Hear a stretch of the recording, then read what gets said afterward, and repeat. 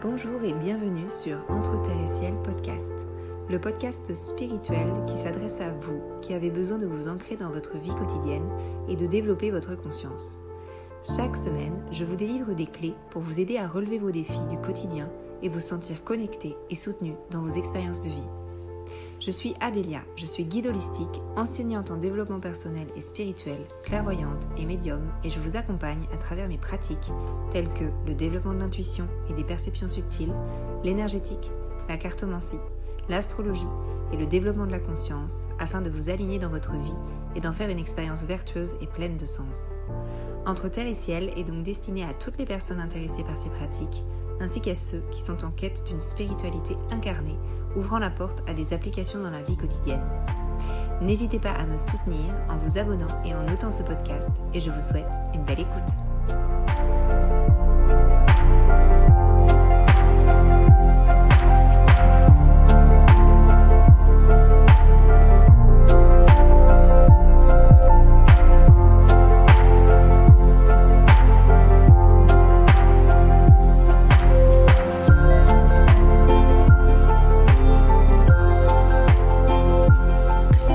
Bonjour à toutes et à tous et merci d'être avec moi pour ce 15e épisode de Entre Terre et Ciel podcast.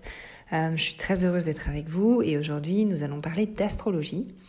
J'avais déjà fait un épisode d'astrologie au tout début de ce podcast et là on va rentrer un petit peu plus dans le sujet puisque je vais vous donner des outils pour que vous puissiez comprendre votre propre thème astral. Donc cet épisode va être un peu long puisque je vais vous raconter beaucoup de choses. Donc je vais scinder cet épisode en deux. Il y aura une première partie donc aujourd'hui dans cet épisode et puis la deuxième partie sera la semaine prochaine, jeudi de la semaine prochaine. Alors dans un premier temps, je vous propose de télécharger une ressource gratuite avec le lien qui est situé dans le descriptif de l'épisode. Il s'agit d'un tableau en fait récapitulatif d'astrologie qui va vous aider à comprendre les symboles astrologiques et les relations entre ces symboles. Vous verrez sur ce tableau qu'il y a les signes astrologiques, il y a les planètes et puis aussi les maisons. Et du coup, vous avez à chaque fois des sigles parce que le problème, c'est que comme l'astrologie est un langage, elle a ses propres lettres, entre guillemets. Et du coup, il faut que vous sachiez les correspondances pour que vous puissiez aller un peu plus profondément dans vos thèmes. Ensuite, vous pouvez générer votre propre thème astral, si vous ne l'avez pas déjà. Je vous ai mis un lien aussi dans le descriptif de l'épisode où vous pouvez cliquer dessus et aller vous faire votre propre thème astral. Alors, je crois que je vous ai mis astrothème.com, c'est un site qui est gratuit. Sachez que vous en avez d'autres, vous avez astro.com et puis il y a plein d'autres applications où vous pouvez faire vos thèmes astro. Et comme données, vous avez besoin d'avoir votre date de naissance, votre heure de naissance et votre lieu de naissance. Quand vous avez ces trois données, vous pouvez générer votre thème. Et vous allez voir que c'est normal, vous ne comprenez pas tout ce qu'il y a écrit sur votre thème, mais le but c'est justement que vous ressortiez de cet épisode avec un petit peu plus de clés. Du coup, une fois que vous avez ces deux choses, donc le petit tableau récapitulatif que je vous offre et votre thème astral, à ce moment-là, on va rentrer dans le vif du sujet. Donc, l'astrologie, je vous en ai déjà parlé un petit peu, il y a plusieurs façons de parler d'astrologie. Moi, c'est de l'astrologie plutôt évolutive, c'est-à-dire que c'est de l'astrologie qui va vous donner un peu des clés pour votre propre développement personnel et puis et vous permettre de comprendre vos énergies d'une autre manière, avec vos buts, peut-être aussi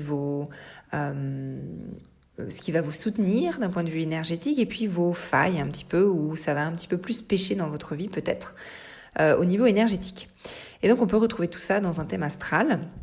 Et donc ce thème astral en fait c'est la photographie du ciel le jour de votre naissance quand vous avez poussé votre premier cri sur terre. C'est comme si c'était un instantané de l'énergie du ciel. Et donc vous avez ce thème et en fait ce thème peut être traduit grâce à tous les symboles, à tout ce qu'on connaît de l'astrologie. Il peut être traduit en termes d'énergie, en termes de ce qui vous constitue. et puis les grandes lignes, peut-être le grand chemin aussi de votre vie. Du coup, on va essayer de rentrer un tout petit peu plus encore dans ce thème, et je vais vous demander de prendre du coup votre thème astral avec le tableau de symboles. Ce que vous pouvez voir déjà, c'est qu'il y a plein de symboles différents. Il y en a pour les signes astrologiques et il y en a pour les planètes. Ce que vous pouvez voir aussi à l'aide de ce tableau, c'est que les signes rentrent en correspondance avec certaines planètes qui rentrent elles-mêmes en correspondance avec certaines maisons. Ensuite, il y a plusieurs choses importantes dans un thème astral. Vous avez ce qu'on appelle votre signe astrologique qui est en fait votre signe solaire, donc c'est-à-dire que le soleil était dans une certaine constellation quand vous êtes né, et du coup en fonction de la période dans laquelle vous êtes né, eh bien vous êtes d'un signe particulier plutôt qu'un autre. Donc admettons, en juillet ça va être le signe du Cancer, en janvier ça peut être le signe du Capricorne, etc., etc. Du coup, ça veut dire que votre soleil s'est teinté des énergies du Capricorne, si vous êtes né en janvier, ou du Cancer, si vous êtes né en juillet, par exemple. Mais du coup, eh bien, ça ne se résume pas uniquement à votre signe solaire. Ça serait bien trop simpliste de savoir uniquement son signe solaire et d'avoir tout un tas de données sur soi. Non, vous avez beaucoup plus que ça en termes d'énergie qui vous constitue. C'est une infime partie, le signe solaire, de ce qui vous constitue au niveau de votre thème astral, et vous avez beaucoup plus d'énergie de signe que vous ne le pensez. Et du coup, c'est assez restrictif en fait de dire bon bah voilà, moi je suis Bélier, donc je suis ça. Il n'y a pas que ça qui rentre en jeu. C'est beaucoup plus complexe, c'est beaucoup plus subtil que ça. Mais bon, il faut bien démarrer quelque part, je vous l'accorde. Du coup, il y a 3 entités en fait qui sont très importantes dans l'astrologie. Vous avez ce qu'on appelle les signes, donc par exemple le Cancer, le Capricorne, le Lion, le Bélier, etc. Donc ça, ce sont les signes astrologiques. Vous avez les planètes astrologiques, donc dedans on rentre la Lune et le Soleil, et puis vous avez toutes les planètes du système solaire. Et vous avez ensuite les maisons astrologiques. Du coup, sur un thème astral, vous avez ces 3 entités qui rentrent en jeu et qui vont communiquer, parler entre. J'ai l'habitude d'expliquer ça de manière assez simple en disant que les planètes d'un thème astral, ce sont un petit peu les acteurs de vos vies, que ces acteurs vont se teinter d'un rôle particulier en fonction du signe dans lequel il est, et que les maisons sont les scènes de vie dans lesquelles tout ça prend place. Donc, imaginons, vous êtes soleil en Cancer, je reste sur le même exemple, eh bien ça veut dire que le soleil, qui est un acteur soleil avec son identité propre, va jouer le rôle du Cancer dans votre thème. On peut prendre un autre exemple, on peut prendre le Vénus par exemple. Vénus a un caractère particulier en tant qu'acteur, et ce caractère-là va prendre vie dans un signe particulier en fonction de là où est Vénus dans votre thème de naissance. Donc Vénus peut être dans n'importe quel signe, ça peut être Cancer, ça peut être Lion, ça peut être Verseau, ça peut être Vierge, etc., etc. Et ensuite, tout ça prend place dans une maison en particulier, qui est habitée par telle ou telle planète. Donc, si vous regardez un petit peu votre thème et le tableau que je vous ai donné, pour trouver votre soleil, le soleil c'est un rond avec un point au milieu, eh bien vous allez essayer de trouver ce sigle-là et de voir à côté de ce sigle quel est le signe en fait que ce soleil va incarner. Donc généralement c'est votre signe astrologique que vous connaissez, le soleil. C'est le plus simple, on va dire. Une fois que vous avez trouvé ça et que vous avez regardé dans le tableau des signes à quoi ça correspondait, vous savez dans quel signe est votre soleil. Ensuite, nous allons faire la même chose avec la Lune. Donc la Lune, elle a un sigle de Lune, de croissant de Lune. Donc vous allez rechercher dans votre thème ce croissant de Lune et essayer de voir dans quel signe est cette Lune. La Lune peut être pareil dans tous les signes possibles et inimaginables. Donc je vous laisse regarder et puis regarder le signe qui est à côté, le signe astrologique qui est à côté pour justement trouver dans quel signe est votre Lune. C'est une entité qui est très importante aussi, la Lune, je vous expliquerai après. Dernière entité importante qu'on va regarder, qui est un peu différente, ça va être l'ascendant. L'ascendant, il se le calcule en fonction de votre heure et de la localisation géographique dans laquelle vous êtes, donc votre lieu de naissance. Et c'est ce qui va un petit peu déterminer toutes les maisons de votre thème astral, puisque l'ascendant est en fait le début de la maison 1. Ce début de la maison 1, vous les trouvez sur vos thèmes astraux en regardant la flèche horizontale, donc celle qui coupe votre cercle en deux, à l'horizon. Et vous avez une flèche qui va pointer à côté gauche, à la gauche de votre thème astral, tout à gauche. Vous avez normalement une flèche, ça correspond à votre ascendant. Cette flèche pointe normalement un signe particulier. Ce signe particulier, c'est l'ascendant, c'est votre ascendant. Pourquoi c'est si important ? Parce qu'en fait, le début de la maison 1, ce à quoi correspond cette flèche, c'est en fait la maison de votre identité. Donc l'identité, c'est quelque chose de très important. Le soleil est aussi une partie de votre identité, puisque il incarne en fait tout ce qui est de l'ordre de l'énergie que vous allez rayonner, de votre identité, de vos prises de décision, de vos constructions. Il va aussi nous parler de tout ce qui est de l'ordre de votre énergie yang, donc votre énergie dans le monde. Donc c'est quand même un facteur important puisque c'est une partie de votre identité. L'ascendant est une autre partie de votre identité. Et puis ensuite, vous avez l'énergie lunaire. Et l'énergie lunaire, c'est le complément du soleil. Et donc, c'est plutôt votre intériorité, votre énergie intérieure, votre énergie yin, votre énergie féminine, votre énergie de l'ordre de tout ce qui est de l'émotionnel. Ça peut, je ne vais pas aller trop loin, mais ça peut être aussi la manière dont vous pouvez vivre, par exemple, votre féminité ou votre maternité.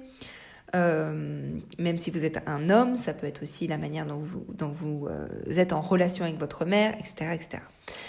Je rentre pas trop dans les détails, mais en tout cas, ce qu'il faut savoir, c'est que c'est votre énergie yin, votre énergie intérieure et émotionnelle, la lune.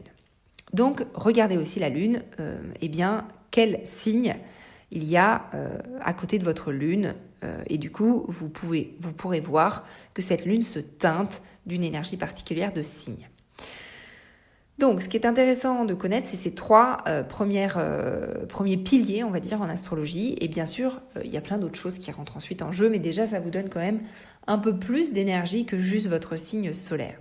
Et vous verrez que, parfois, on a un soleil dans un signe particulier, mais en fait, on a une énergie qui est beaucoup plus d'autres signes, puisque, par exemple, si toutes vos planètes autres sont dans un signe, par exemple le taureau, mais que vous êtes soleil bélier, peut-être que vous vous reconnaîtrez beaucoup plus dans le taureau que dans le bélier. Donc ça va vraiment dépendre de comment est agencé votre thème.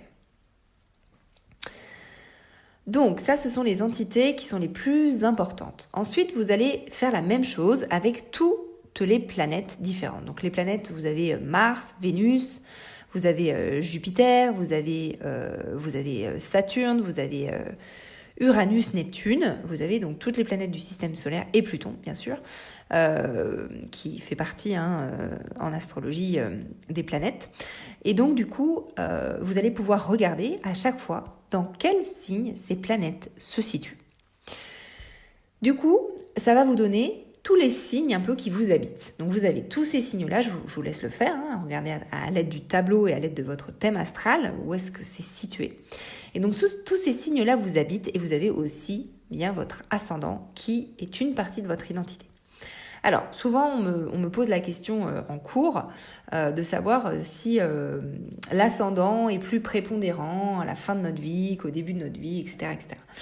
Moi, je ne suis pas trop reliée à ce genre de croyances, mais c'est possible pour certaines personnes. Mais en fait, si vous voulez, cette instantanée du ciel qui est caractérisée par votre thème que vous avez sous les yeux, c'est une énergie qui ne va jamais bouger, qui est vous, qui vous représente vous. Cependant, elle ne va pas être interprétée de la même manière en fonction de si vous avez 5 ans, de si vous avez 77 ans. Ça, on est OK. Et autre chose, c'est que, actuellement, l'énergie de l'univers continue de bouger. Donc, c'est-à-dire les planètes continuent de bouger, la Terre bouge, bref, tout bouge. Le système solaire bouge. Et,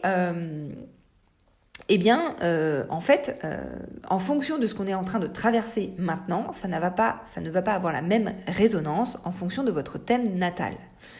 C'est ce qu'on appelle les transits en astrologie. Donc en fait, c'est comme si vous aviez votre thème qui allait résonner d'une manière différente en fonction de l'année, en fonction de la période, en fonction de ce qui se passe actuellement dans le ciel. Du coup, pour l'ascendant, j'ai envie de vous dire, ça va dépendre des transits, puisque si vous avez beaucoup de taureaux dans le ciel, je reprends cet exemple, et que vous avez ascendant taureau et puis plein de planètes en taureau, etc., mais que votre soleil n'y est pas, eh bien, peut-être que à ce moment-là, vous allez vous sentir plus taureau dans votre vie que votre signe solaire. Voilà, mais du coup, ça dépend des périodes de vie, et du coup, c'est pas aussi simple que de dire, l'ascendant prend le pas au fur et à mesure. Ça va dépendre. Ça, c'était un petit aparté, puisque j'ai souvent cette question-là en cours. Donc, maintenant que vous avez un peu toutes vos planètes, eh bien, ce que vous pouvez faire, c'est que vous pouvez regarder aussi les maisons. Les maisons, normalement, ça commence à partir donc, de la flèche horizontale à gauche. Donc, vous avez votre maison 1 et ensuite, ça défile maison 1, 2, 3, 4, 5 jusqu'à 12. Et on ferme le cercle à 12. Et donc ça, c'est vos maisons, donc c'est vos scènes de vie. Les scènes de vie, je vais vous les dire maintenant. La maison 1 correspond à la maison de l'identité. Bon, je vais être très succincte, on est d'accord. Je ne vais pas vous faire un cours de 2 heures, même si c'est un épisode qui va être un peu plus long. Voilà, je reste très rapide sur la description. Donc la maison 1, c'est la maison de l'identité. La maison 2, c'est la maison de la matérialité, de la matière, de la vie incarnée et de l'argent. La maison 3, c'est la maison de l'environnement proche. La maison 4, ça va être la maison de la famille. La maison 5, c'est la maison de la créativité des enfants. La maison 6, c'est la maison de la santé et du travail au quotidien. C'est la maison du quotidien pour moi. La maison 7, c'est la maison de la relation à l'autre, du couple. La maison 8, c'est la maison de la transformation. La maison 9, c'est la maison des grands horizons. La maison 10, c'est la maison du travail, mais dans le sens carrière. La maison 11, c'est la maison du collectif. Et la maison 12, c'est la maison de la vie intérieure. Et donc, du coup, ces scènes de vie-là, elles sont plus ou moins remplies de planètes. Donc vous avez plus ou moins de planètes à l'intérieur de ces maisons. Donc vous pouvez regarder quelle maison est le plus remplie. Vous pouvez aussi regarder à chaque planète dans quelle maison elle se situe. Vous pouvez faire votre petit descriptif. Je réponds tout de suite aux questions que vous allez vous poser. Ce n'est pas parce que vous n'avez pas de planète dans une maison qu'elle n'a pas d'importance dans votre vie. Vous avez des planètes un peu partout. Peut-être que vous avez plein de maisons qui sont vides de planètes, mais elles sont quand même représentées par des signes particuliers qui habitent ces maisons-là. Et donc, du coup, elles sont représentées dans vos vies par une énergie particulière. Ne vous inquiétez pas. Et c'est pareil, c'est pas parce que vous avez plein de planètes dans une maison que ça va être une maison qui va être plus difficile à gérer. En fait, ça va vraiment dépendre de la manière dont s'agence votre thème. Ensuite, dernière chose que vous pouvez voir au centre de votre thème, généralement, c'est des traits rouges, bleus, verts. Ça, c'est ce qu'on appelle les aspects. C'est la manière dont vous communiquez entre elles, les planètes. C'est la manière dont vont se parler les planètes, si elles s'entendent moins bien, si elles arrivent à faire du lien ou pas. Voilà, c'est ce genre de choses pour les aspects. On ne va pas aller jusque-là, mais au moins vous le savez. Alors, du coup, j'aimerais juste vous donner quelques clés au niveau des signes et des planètes. Je vais aller assez rapidement. Alors, ce que j'aimerais aussi vous dire, c'est que là, je vais vous parler d'énergie brute des signes. C'est en aucun cas la manière dont vous êtes en tant qu'individu, mais vous pouvez piocher une certaine teinte de ces énergies brutes, des signes en fonction des planètes qui vont habiter ces signes. Alors, le premier signe astrologique de l'année astrologique, c'est en fait le bélier. Donc, c'est-à-dire que l'année astrologique, elle ne démarre pas au 1er janvier, elle démarre au printemps. Il paraît qu'avant, c'était Pâques, la nouvelle année. Mais plus maintenant, c'est le 1er janvier, comme vous savez. Et donc, du coup, le bélier démarre, en fait, la saison, démarre l'année astrologique, et il démarre avec le printemps. C'est autour du 22 mars jusqu'au 21 avril que se situe la saison du bélier. Cette saison du bélier, donc c'est le printemps. Ce qui est intéressant de savoir, c'est que c'est une énergie qui va débuter, le bélier, c'est une énergie qui démarre l'année astrologique déjà, et qui démarre aussi la saison.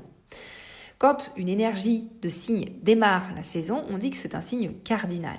Il y a beaucoup de vocabulaire en astrologie, donc n'hésitez pas à réécouter cet épisode plusieurs fois si vous en avez besoin, à prendre des notes, etc. Puisque je vous donne pas mal d'informations, donc ça peut faire beaucoup. Donc c'est un signe cardinal, c'est un signe qui va démarrer la saison. La saison, c'est le printemps. Et les signes sont porteurs d'un élément particulier. Et pour le bélier, c'est un signe de feu. L'énergie est soit féminine, soit masculine. Donc là, c'est une énergie yang, donc énergie masculine. Donc là, on ne raisonne pas en termes de genre, mais on raisonne en termes d'énergie.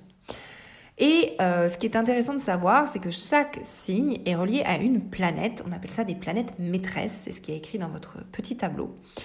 Et du coup, c'est une planète qui va dominer ce signe. Et donc, la planète maîtresse du bélier, c'est Mars. Ça veut dire que dans la planète Mars, on retrouve un peu cette énergie du bélier et vice-versa. Ensuite, la maison qui est associée à ça, c'est la maison 1, donc la maison de l'identité. Ensuite, dernière chose, pour les parties du corps, j'aime bien les donner. Le bélier, la partie du corps qui représente le bélier, c'est la tête. Et le sigle que vous pouvez voir, c'est une tête de bélier avec 2 cornes. Je ne vais pas aller non plus beaucoup dans les symboles puisque ça va être un petit peu trop long. Je vais vous donner quelques énergies particulières du bélier. Donc l'énergie du bélier, c'est une énergie qui va foncer, qui va être très active, très volontaire, très ambitieuse dans la compétition, qui aime être le meilleur, arriver en premier.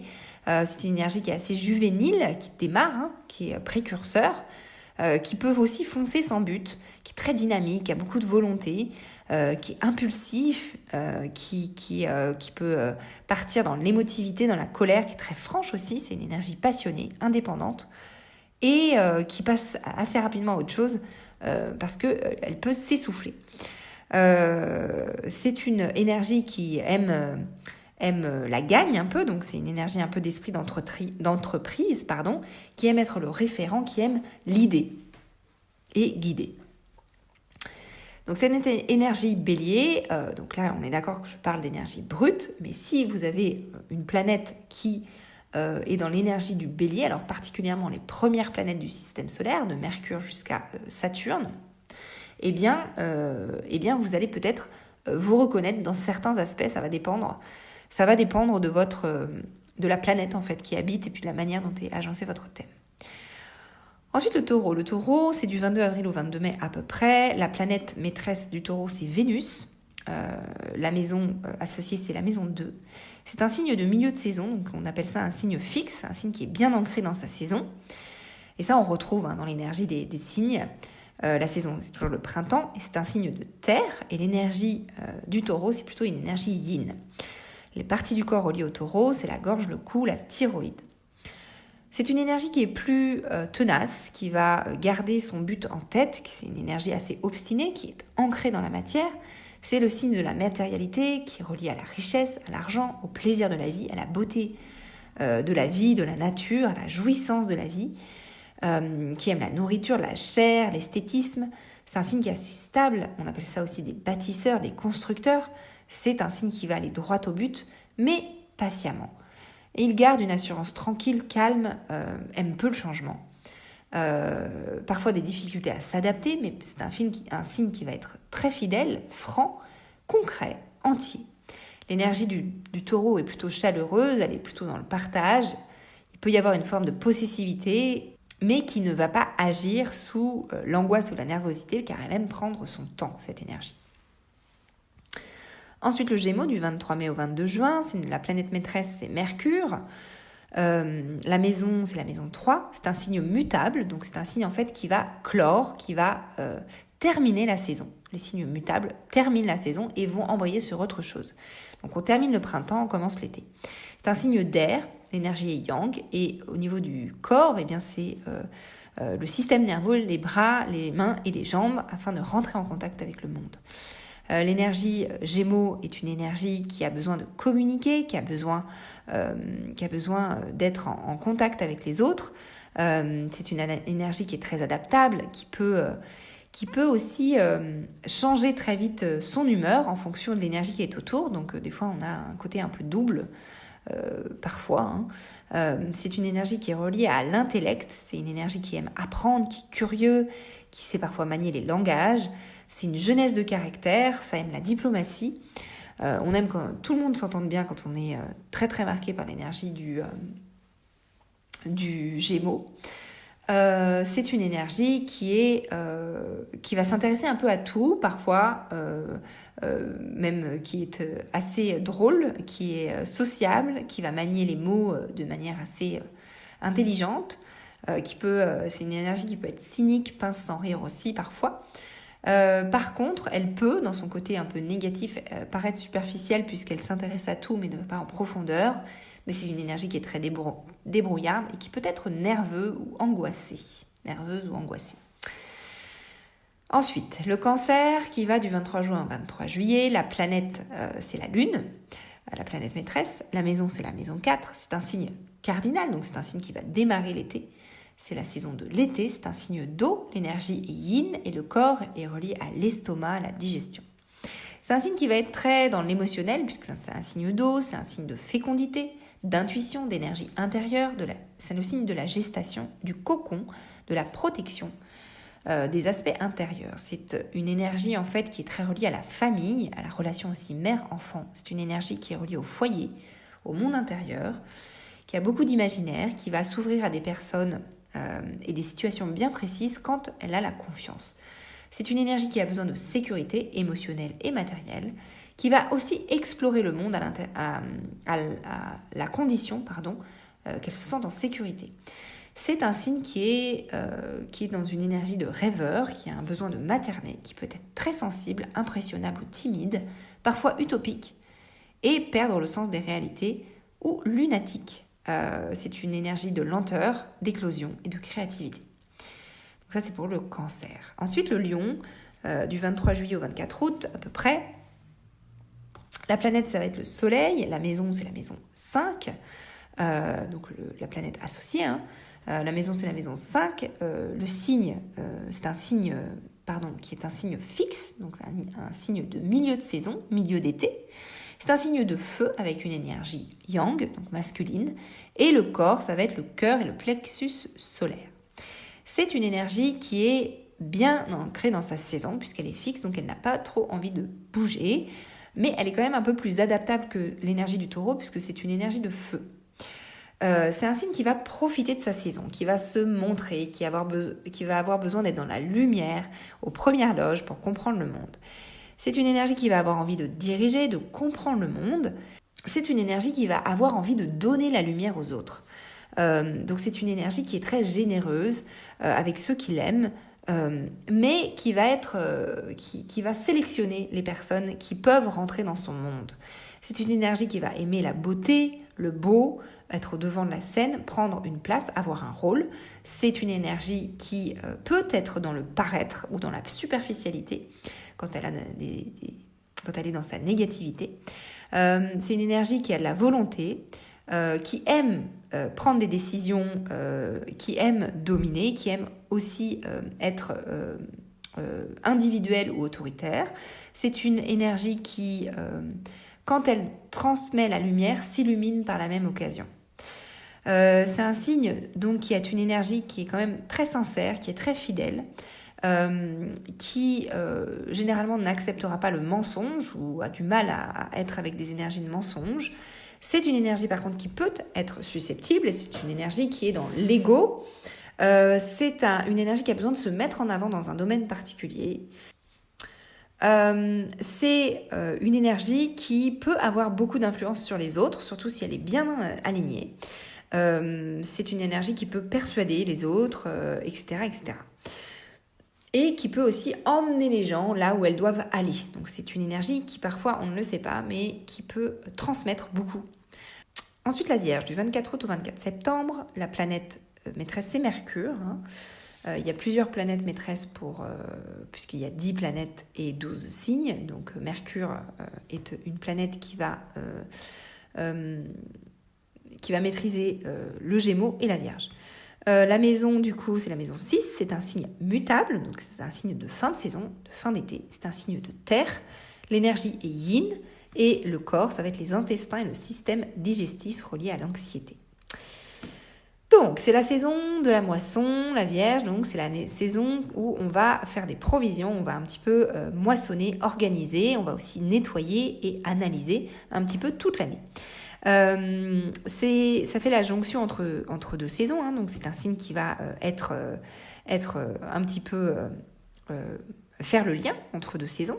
C'est un signe qui est dans la matière, c'est un signe de terre, hein, donc elle aime organiser la matière, mettre dans des cases, c'est une énergie qui est très dans l'analyse, dans l'intellect aussi. Ça a du souci du détail, c'est très perfectionniste avec soi-même et avec les autres, hein. C'est une énergie qui aime organiser, donc ranger. C'est-à-dire que... alors, je donne un exemple, par exemple, d'énergie brute. Une énergie vierge, c'est une énergie qui aime ranger. Ça ne veut pas dire que vous êtes quelqu'un de maniaque. Ça veut dire que cette énergie-là fait partie de vous quelque part dans votre vie. Donc, c'est pas parce que vous êtes vierge que c'est hyper bien rangé chez vous. Ça ne veut pas forcément dire ça. Hein, pour que vous compreniez un petit peu entre l'énergie brute et l'énergie que vous allez incarner vous. Par contre, il peut y avoir des côtés un peu inflexibles, un peu maniaques sur certaines parties de vie. Ça va dépendre de comment vous le vivez. Ça a un grand besoin, généralement, cette énergie-là, d'être utile, d'aider les autres. C'est relié aussi à tout ce qui est de l'ordre de la santé, prendre soin des autres. C'est une énergie qui va être peut-être dans le soin à la personne, mais qui peut avoir aussi beaucoup d'inquiétude, beaucoup de pessimisme, d'anxiété, parce qu'en fait, cette énergie-là, elle est là pour tout bien organiser, et puis avoir toutes les possibilités qui s'affichent devant et être prêt pour chacune des possibilités. Donc c'est un signe en fait qui est très prévoyant, et donc du coup, qui dit prévoyance, qui dit plusieurs on va dire, cas qui peuvent être mis en place dans la vie, et bien du coup, on peut être anxieux. Alors, il peut y avoir de l'anxiété dans cette énergie, mais pas forcément. C'est un signe qui peut être dans la timidité ou dans le manque de confiance, mais voilà, ça va dépendre. L'énergie peut aussi être compliquée pour faire des choix, parce qu'on va peser le pour et le contre sans cesse. Donc voilà, je répète, c'est pas parce que vous êtes vierge que tout ça, vous l'avez, hein. C'est bien plus complexe que ça, c'est l'énergie brute de la Vierge, ça. Voilà, je vais m'arrêter là pour aujourd'hui. J'espère que cette première partie d'épisode vous a plu. Du coup, la deuxième partie de l'épisode sera la semaine prochaine, jeudi de la semaine prochaine. Je vous remercie énormément pour votre écoute. N'hésitez pas à noter ou à partager autour de vous. Et puis, je vous dis à la semaine prochaine pour la deuxième partie de cet épisode sur bien les outils pour comprendre votre propre thème astral. À la semaine prochaine.